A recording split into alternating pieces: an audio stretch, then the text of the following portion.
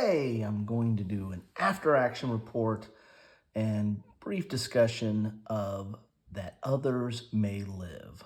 Combat Search and Rescue, Vietnam. This is a solitaire game designed by Brad Smith, published by Hollandspiele, and I'll put a link to my unboxing of it in the description down below. But as it kind of says it all there on the cover of the box, this is a solitaire game, solitaire only. It is dealing with combat search and rescue during Vietnam, and is a interesting game. Not too hard to set up, not too hard to get into, and one of those games. It doesn't really take that long, and it's not one of those games that the setup, between the setup and the takedown, that you're going to not want to try another hand at it. By the time you get done, you might want to try another round of it because it really doesn't take that long to play. But let's talk a little bit about what happened in my game that I just finished playing of this. I'll have to start off with a little bit of context. There are several scenarios in the back of the book. Here's the rule booklet. There are several scenarios, and they're mostly historical scenarios. However, the first one is kind of a standard game. It's called Cage Tiger. It is a standard game scenario. So this is, I probably recommend starting with this if you have not played the game before.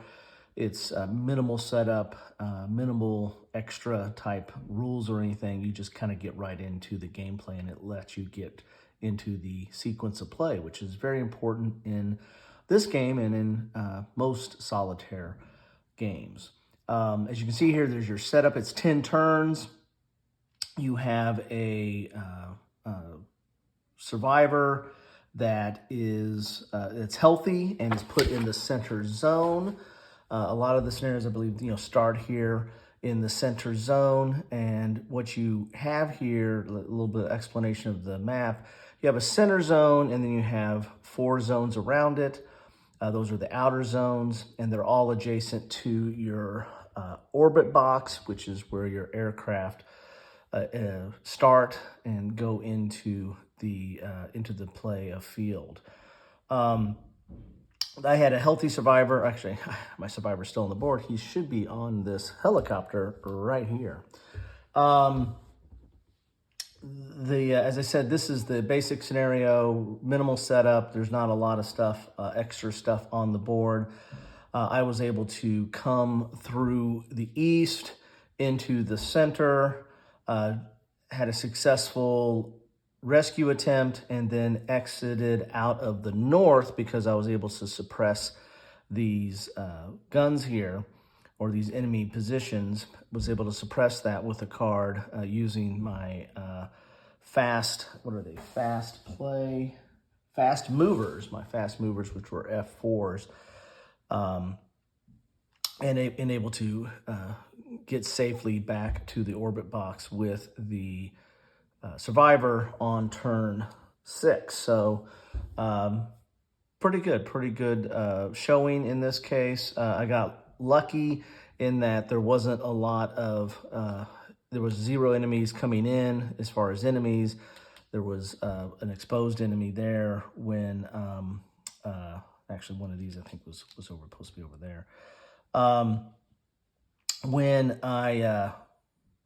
you do the rescue attempt. And so how do you play this game? Well, the game is mainly played with cards, and following this sequence of play here, you're going to start off with the event phase. On the first turn, there's no event phase, but when you do the event phase, you are going to be drawing a card, and here we have right here, no event. So that's fun, but then usually there is going to be some event that's going to change the board state in some fashion.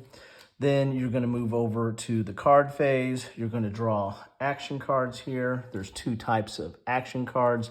There are red cards, which are air cards, that are assigned to your airplanes or to your helicopters and air pieces in an area, or they're command cards, which are kind of do a special effect. They let you do something. And these cards are kind of use it or lose it. You can hold back 3 air cards a turn, put them in the reserve area, you're going to draw 5 a turn, or you start off with 5, and you're going to draw up to 5 a turn. If you leave some in the reserve area, then you're going to draw less than whatever you have in the reserve area, up to 5. But the cards kind of, if you don't put them in the reserve area, you have to use them or lose them, and they'll go into the discard pile. The air cards do various things, and you assign them to an aircraft in an area. As you can see, you have 2 boxes in each of the areas, and so you can put a maximum of 2 cards in an area to do certain things. This is the planes or aircraft that this card can be assigned to in an area, and different cards have different assignments that you can play on there. Those come into play because those are going to do things like try to eliminate the enemy positions and guns that could be attacking your aircraft. And so you might be using those to do those, or to mark targets, or the like. So you're going to draw cards, you're going to reserve cards if you want to keep some cards up to 3 down below. You're going to resolve command cards, those are those blue cards. And then you're going to go to the combat phase, which you move aircraft. And fast movers, which are the F4s, they start off the board, and you need one of these command cards to kind of bring them into the orbit box, and then from the orbit box they can go anywhere. They can go to any zone on the board. The other aircraft only move 1 zone a turn. And when they move into a zone, helicopters, when they move into a zone, they're going to turn up enemies. And the number that's on the enemy chit is going to reveal guns. And so there's all kinds of different types of armaments that could pop up, or barrages that can come up from revealing enemies. And these are, put these in a cup and pull these as chits. And then you also have different types. These are enemies that go face down at the beginning of the game. And again, when you turn these up, the number is going to tell you how many of these guns you pull. But then you also have hidden enemies as well. These are the red ones, and they have a number as well. And those become activated once you initiate a rescue attempt. Then all zones become activated at that point. When you're setting up the game, you're going to put some of these terrain or zone modifiers on here that do various things for the game. But there's only 5 zones, so there's going to be quite a bit of randomness and replayability with those, because every game is going to be a little bit different. You can see here on this board here some of the different zone markers, what they do. There's coordinated fire, entrenchment, heavy jungle, impassable, target of opportunity, and village. And so those are some of the zone things that pop up there. Then you're going to assign aircraft cards. These are these cards that you have in your hand or in reserve. You can assign those to a zone based on the aircraft, as I just said.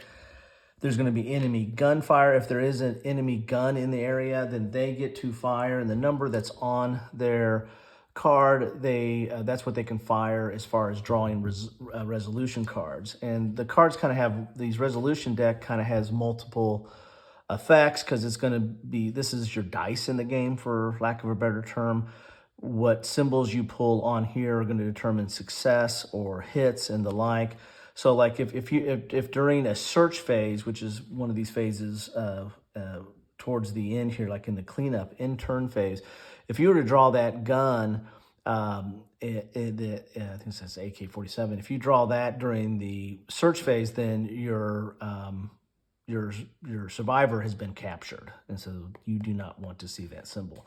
If you see that symbol of crosshairs during the combat phase, during the enemy during the enemy gunfire phase, well, that's a hit. Each hit on a plane is, you've turned it over. It starts off on its cool side, and if you get a hit, it's going to turn to its shaken side.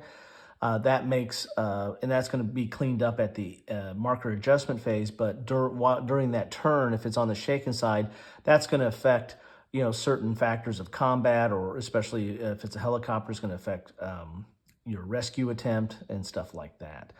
And if you're already shaken and you get another hit, then there's a whole separate procedure that you're going to take. You're going to draw a resolution card, and if you see this blast symbol, don't know if I got any blast symbols in here. there's a blast symbol. If you get this blast symbol, then it's destroyed. If a blast icon if it's a blast icon, it's destroyed. Survivor and pilot killed. Move abort marker up 2 spaces. You have this abort marker that kind of goes up the track to determine if the mission is going to be an abort and you lose the game. If it's not destroyed, then you place survivors in the zone. So, you can actually add more survivors to the board because your planes that went out to go rescue the survivor get shot down and create more survivors. So full employment, I guess, there. So then you would go play aircraft cards. Those are the aircraft cards that you've assigned the aircraft cards. Now you can play them. If you want, sometimes the conditions might change. You don't need it, or sometimes you might not want to play the cards, but you can play the cards now. Then you do your rescue attempt. The way you do a rescue attempt, you have to have a helicopter in the zone with the survivor, and it has to have not moved that turn. So you just can't come into a zone, then do a rescue attempt. You have to kind of wait a turn, then do a rescue attempt. Then you go to the end phase turn, bomb damage assessment, if there's been any kind of bombing. There's enemy search. We kind of talked about that. It starts off at 0, at least in this scenario, and there's certain things that pop it up, and then you'll draw as many cards as what level it is. And if you're getting that, rifle symbol, then the survivor is captured. You have the abort check. If the abort is down on 0, where it starts, you're not going to have that. But as this goes up, you might have an abort check, and then that will end the game. Then you have deck cleanup. Anything that you did not, if it's in reserves, it stays on the board. If it's in your hand, it gets discarded. Any guns that have been turned over to their suppressed side, you can flip those back over. Some guns here, like this one here, is a 2-1. So that means it fires 2 in its zone, but it can fire 1 in an adjacent zone, and it actually fired on the helicopter that was doing the rescue attempt in this case. And again, fire is just that number, is how many cards you draw here, trying to get a hit. Ooh, that would have got a survivor. Anyway, so it's kind of like that. There's some other things going on here. There's some the rescue attempt is a little bit more involved, and there's some other ordnance and things that come into play. The interaction with the zone markers come into play. So don't use this as a way to play the game, but at least it's kind of a very high level overview of how you play the game. It's really not that complicated of a game, and it really does give you a feel for planning your mission, because as you go in, you're trying to figure out as you're trying to enter the rescue zone, you're also trying to figure out what's going to be your exit strategy. I came in through the east, and then I could have probably went back out through the east, but I decided to, since I was able to suppress those guns there in the north, I decided to exit through the north. And there's a bit of randomness on what numbers you draw. Like this was a 0, but if I drew some higher numbers, there was going to be more guns in that zone, which is going to be more firepower, which is going to have the chance to take out your plane and make you shaken. And then if you're shaken when you're trying to do a rescue attempt, that's going to affect the game, and so on. Plus, all these cards are very different and do different things. When you get these, you draw up to 5 a turn, depending on what you have in your reserve. And those do a lot of different things and are assigned different planes that you have on the board. And the like. And the events change up things as well. So a very interesting game with kind of minimal components. There's not a lot of different components. There's really enemy, guns, and terrain as far as your main counters. Then you got 3 decks of cards. You have an event deck, the resolution deck, which is again multi-purpose, and your air deck here, your action deck, I should say, which is really kind of helps drive the game. It makes you helps you make what kind of decisions you want to do. Anyway, that's what I have for you today. Oh, the last thing here is that at the beginning of the game, you're going to draw, or you can select or draw randomly these pilots and PJs, and so that gives you a little bit special benefit. I end up having this call sign Pitts, which gave me a bonus on trying to do my rescue attempt. There's a whole procedure to determine negative determine what your final number is, how many resolution cards you're going to draw. And when you're trying to draw for a rescue attempt, you want to draw, let's see, what do you need to draw? You can draw this wild there, which is what I drew in this game, which counts for anything you want it to count for. Or if you draw one of these, that's how you get a successful rescue attempt. So you want to try to draw as many cards as possible because there's not a ton of these in the deck. And so this allows you to, after you do all the negatives, if you're at a minimum, you're going to draw one card. And same with hits. At a minimum, you're going to get one hit, no matter how you modify it. In this case, you get to draw at least one extra card, even after all the negative modifiers are done. So that kind of gives you an extra card. But there's also cards that do other things for helicopters, which are needed for the rescue, or for pilots. And so some of these might modify pilots and let them do certain things, ignore hits or the like. So each game session, if you play the same scenario over and over, between the setup and some of the the different special abilities you draw, and then of course all the cards you draw and the events you draw are going to change the game each time you play it. So there you have it. That is what I have for you today. Enjoyed this game. Again, I like solitaire games. Oh, I didn't show these counters over here. These are the counters that show the hits. You can keep track of hits, I think, on certain things here. Kind of cool. I didn't really use a lot of those. But anyway, there you have it. Take a look at the video of unboxing if you want to see like the quality of the components. This is Blue Panther, so there's very thick counters. Very nice. The cards are fine. They're not super thick, but they're not so thin that you think repeated use are going to wear on them. They're all fine, and the art's good. It's from the period. Very thematic, all in all. Anyway.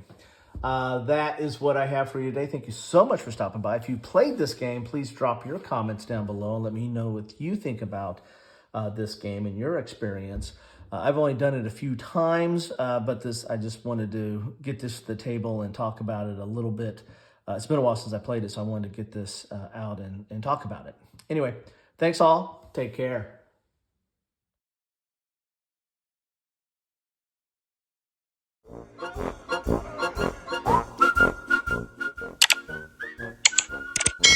Thanks for watching.